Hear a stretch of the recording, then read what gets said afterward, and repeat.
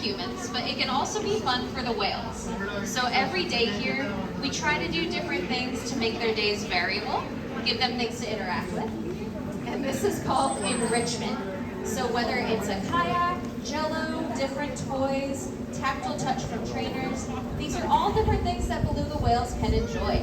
So our trainers have successfully entered the kayak, that is step one. They're embarking into the exhibit now, and right now we have Allua on exhibit. So that is our female beluga whale. She is 39 years old, which is pretty old for a beluga whale. They tend to live longer in zoos and aquariums, so typically in the wild, living into their 30s is pretty good. But we also recently had a whale, if you ever saw him here, his name was Ferdinand, and he lived to be 53 in our care. So Allua can have many years ahead of her here. We also have Klondike in our back pool right now, and he is 21 years old. So we have two beluga whales in general. And I know you just heard me say we have a back pool. It is the same body of water, but we do have a gate in between that we can close and open for different reasons, for variability. So our trainers are in the water now, and Taylor is working with Allua. Sometimes belugas just like to explore their environment, make sure there's no predators around. These animals live in the Arctic. So can anyone tell me what predators they might encounter up in the Arctic region? I know you know, but let's see if anyone else knows. Any guesses, guys? Yeah, down in front there? Yeah, polar bear. We got another one. I saw another hand back there. Yes. Yes, orcas. Very good. So in the wild, these animals can encounter orcas in the Arctic and polar bears as well, along with other species of whales and seals. So if you hop on over to our next pool in this exhibit, we actually have harbor seals and a ring seal named Snapchat in that exhibit, and all of these land animals can live together. In fact, occasionally, if you visited in the past, we have those seals in the exhibit with our belugas at the same time. They can share the same space. And they eat a lot of the same food. So what Taylor has in that big silver bucket there is a mixture of herring, sardines, squid, and capelin. Now all of this fish is fresh fish. It's the same stuff that is delivered to our restaurants. It's the same stuff we eat. We get all that top quality fish for our animals here. Now Allua and Klondike both get about 2 buckets worth of food a day. And those buckets can weigh between 25 to over 30 pounds. Can you be careful there, honey? I don't want you to fall down. Thank you. In addition to getting this fish every day, we also give our animals vitamins. And usually we stuff these in a fish, but for some of our other animals here, we could also blend them up, like with our sea otters. And if our animals need any medications, we can administer those as well. If it's like a pill or something, we can put that in a fish. There's also liquid medications, and that's all part of why we train behaviors here. This is really important. The reason we're working with these animals every day, we're building that relationship between trainer and animal, is to do husbandry. What that means is in order to take care of these animals, we want to work closely with them and have a lot of their behavior be voluntary. So this is really important. For example, as I said, we have that back pool on the back end of our exhibit there. We can ask our beluga whales to go into that back pool, close the gate, and we can have vet techs or veterinarians come to work with our whales and check on them. They can even do blood draws, get biological samples. We can do behavior and morphometric studies. And this can all be voluntary with our whales. They want to participate in these sessions. And part of that is they do receive their fish as reinforcement, but a lot of these whales, they just enjoy interacting with the trainers, which is why every day we work with each and every animal here. So we have our 2 beluga whales here, we have our 3 seals next door, and we have our 4 walruses at the next part of the exhibit. And every day when we're here, we're working with each of those separate animals. We kind of like to vary it up. Does anyone have any questions about anything I've said so far? And if you're just joining in, you just walked in, we have 2 beluga whales here at SeaWorld, Allua, who's 39, Klondike, who's 21. You can see Allua near our trainer, Taylor, over there, and Klondike is in our back pool at the moment.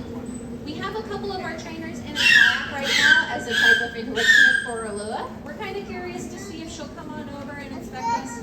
Right now she's hanging out with Taylor, getting a mixture of that fresh fish. And what you just heard, that sound, that came from Allua. It actually came from her blowhole. So I don't know if you guys saw her mouth was open during that behavior, but all those sounds are coming from their blowhole. Belugas are known as canaries in the sea, and they can make over 50 different kinds of vocalizations. And that sound is kind of like her version of a signature whistle. If you guys have ever heard of dolphins having like a signature whistle sound, belugas have a similar thing. Now there's a lot of other behaviors we can ask about belugas out here, and again, a lot of it is to check on the health of the animal. So by visually looking at them, seeing how they're moving, if they're participating in a session, if they're being vocal or not, all of those can kind of tell us how our animal is doing. So right now, Allua has been at least partially participating in the session.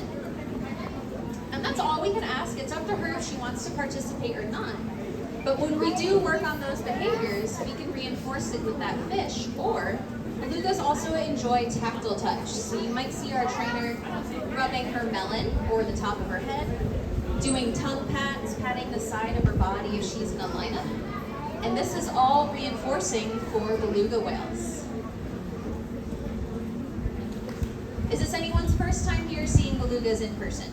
I imagine we have quite a few. Awesome. Now this exhibit, the water is from Mission Bay, and it is about, I measured it at 54 degrees this morning, which seems cold to us, but it is actually like a summer temperature for our belugas here. So belugas are found up in the Arctic, but 54 is pretty close to what a nice summer temperature would be for them. And we maintain it around that temperature because there's not much of a reason to keep it colder than that. That would just mean they would have to work harder in order to maintain their own internal body temperature. Now, in addition to feeding and providing enrichment for these animals, this job also involves a lot of cleaning. There's a lot of labor involved. For example, we have to chlorinate, we have to scrub algae, clean windows, clean enrichment. We want to keep these areas as clean as possible for our animals. Now, as I said, every day we're watching these animals, checking on their health. If anything ever comes up where we're like, oh, maybe we should get a veterinarian over or a vet tech to look at these guys, our vets are on campus every day here, and they can come on over anytime to check on the health of these animals. Now what you guys just saw, Allua kind of went vertically and did a fluke wave there. That is related to how they forage in the wild. So up in the Arctic, they're eating different things like squid or things that are closer to the bottom towards the substrate. So belugas can actually go vertically and use suction or blow jets of water in order to find food. Now Beluga just did a nice wave to you, or Allua just did a nice wave to you guys to say hello. And you might be wondering, how do we train such specific movements and behaviors? If you've ever seen before, we use target poles. You might see this over at orca or a dolphin or a sea lion, but we basically have a large pole with kind of a bulb at the end. And over time, we can use that as a tool to teach different behaviors. It usually starts out with teaching the animal how to touch the pole, and then we can guide them by moving the pole into different behaviors. Now this can take anywhere, depending on the behavior, from just a few days to weeks to months. It depends how complex it is. But belugas are very intelligent, and they learn pretty quickly. These guys know dozens of behaviors. Allua and Klondike have what's called their own repertoire. And that's kind of like a list of behaviors that we've been able to work with them over time. Now you might have also just heard a high-pitched whistle. We all wear one. It is called a bridge. And we use this because belugas don't hear the same as we do. They don't really hear our voices. But this high-pitched whistle is at a frequency that these whales can hear. So if we ask for a behavior and they do it correctly, or if they're doing something we like being calm and attentive, eye contact, we can bridge that behavior with that whistle.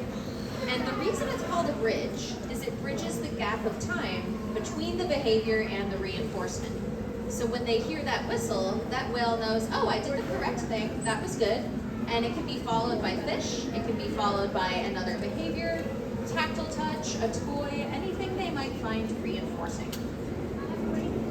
And by the way, everything I'm saying about this training, it's not just with belugas. You can use the same exact techniques with a dog, a cat, birds, like any other animal that you have.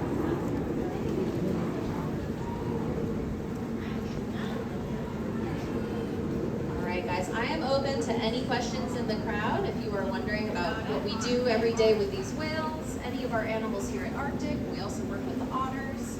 Is there anyone here who's ever thought about going into this field? I know you have. All right, I saw a couple hands. I will say it is a very rewarding field to work in.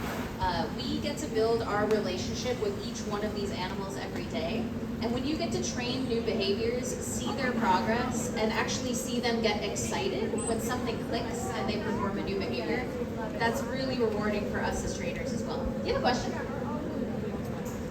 Oh, that's a great question. So she asked, are all beluga whales white? They're actually born gray, and this is something that I like to talk about too. They're born like a darker gray. They kind of look like a shadow next to their mom. But by around 10-ish years of age, they start to turn that white color. Now it's a little hard to see right now, but Allua and Klondike have remnants of that gray color.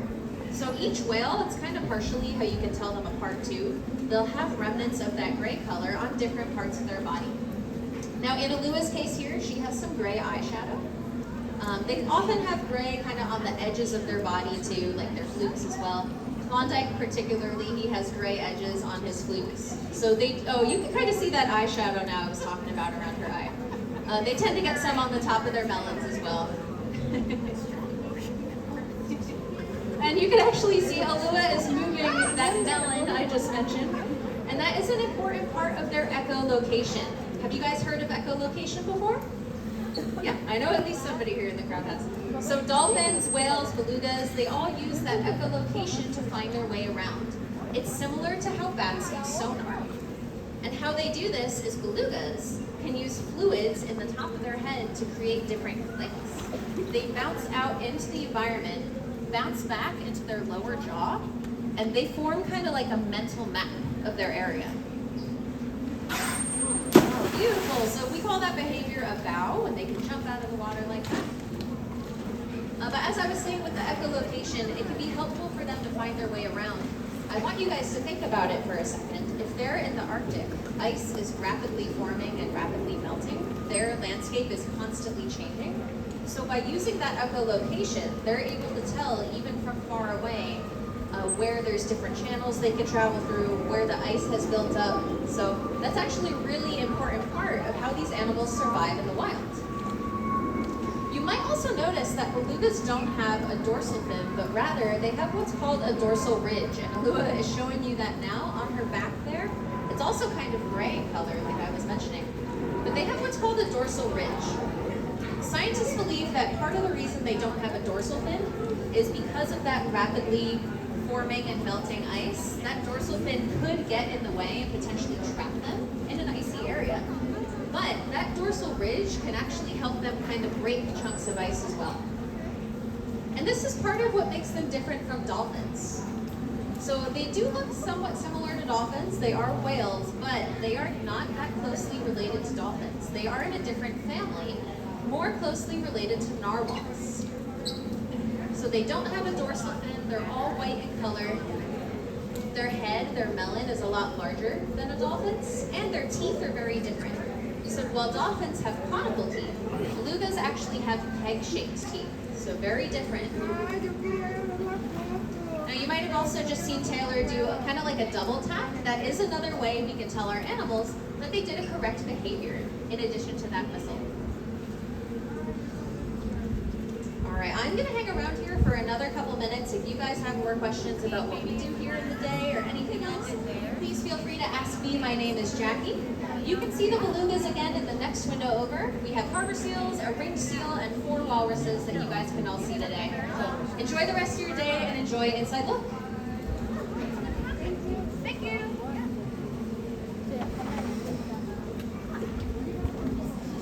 How was that, Jack? Okay, I was hoping to get a shot of Allua jumping like right by the kayak. Oh, yeah. She hasn't seen the kayak that many times, so she's fact, still kind of getting used to it, which is why she was doing some of those laps earlier. She's kind of looking at it and checking it out, making sure it's not an orca. Hi. Does she even know what an orca is? I'm not sure, to be honest with you. I don't have a stamp. Jack, do you have a stamp in this location? Can I see Lots of sea otters. Beluga trainer top. Lots of sea otters. Okay, have fun. I don't know if there's a stamp.